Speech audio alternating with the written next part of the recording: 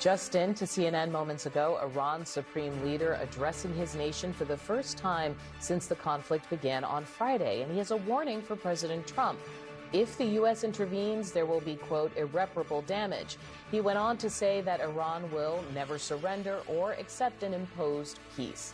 Going to bring in now Avi Mayer, founder of the Jerusalem Journal. Avi, I know that this information has just come out, but can you talk about sort of what you were hearing, some aspects of the speech maybe some of us wouldn't have identified? Well, Audie, we've heard a lot of rhetoric over the past few days, a lot of very scary statements and threats to the people of Israel. Last night, the threat was that Iran was going to attack Israel was something that would not be forgotten for centuries to come. It was a pretty quiet night.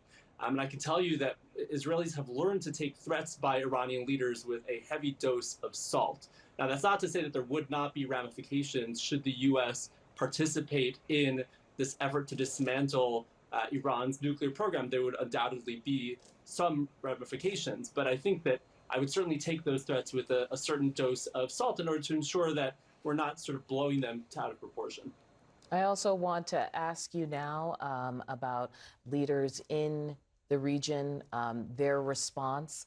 Yesterday, King Abdullah of Jordan was speaking to the European Union, to the parliament, and he had this to say. With Israel's expansion of its offensive to include Iran, there is no telling where the boundaries of this battleground will end. And that, my friends, is a threat to people everywhere. So at the same time, we're also seeing video of Jordan's air defenses mobilizing to shoot down Iranian weapons. Can you talk about this split that we're seeing in terms of how these nations are responding? Look, we've heard a lot of condemnations over the past few days from Arab leaders who are essentially hedging their bets. They don't know exactly how this is going to end. And there's this long-standing practice of essentially criticizing pretty much anything Israel does. Secretly, however, there isn't a single rational leader in this region or indeed the world who isn't breathing a sigh of relief and thanking their lucky stars that Israel has done what it has done. There's not a single country in this region that isn't safer off because of Israel's assault on Iran's nuclear program and its effort to essentially ensure that the country is defanged. Iran has proven a malign influence throughout this region and throughout the world. And there are many, many individuals and many leaders in this region who are indeed sending messages to that effect and indeed participating in Israel's defense as it engages in this war for its self-defense and survival. Avi, I think that Israel has been very forceful and direct about what it is trying to do. As you said, dismantle this nuclear program. We're hearing also this idea of regime change. But have they laid out their vision for what victory even looks like? Here's what Israel's president said this week. After all, the Iranian people have been oppressed for decades. And we all believe they're fed up, and it is their chance to rise and change the regime. But it's not one of our objectives per se.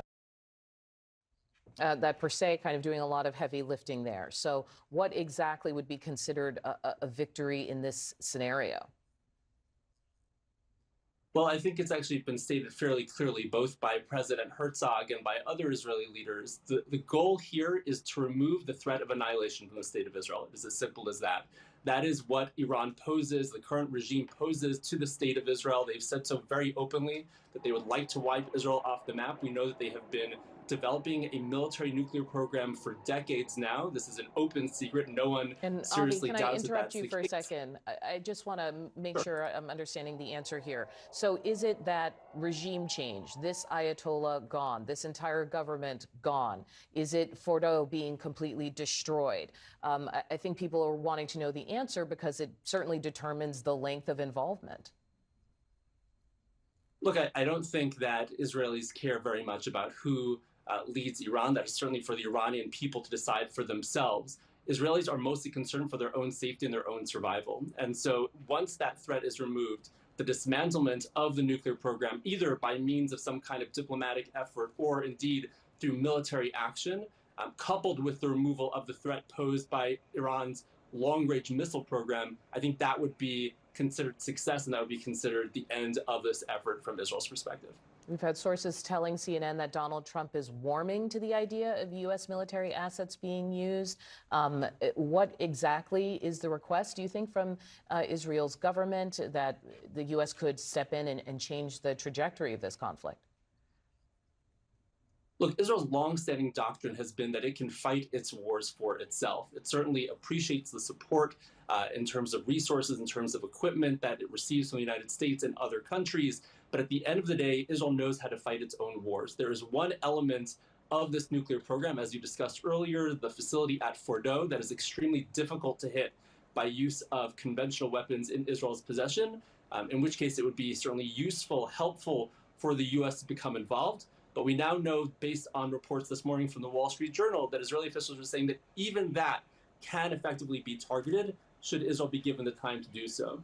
So yes, of course, it would be helpful in many respects if the U.S. were to become involved. But if it came down to it, Israel can do this on its own as well. Avi Mayer is founder of the Jerusalem Journal. Thank you.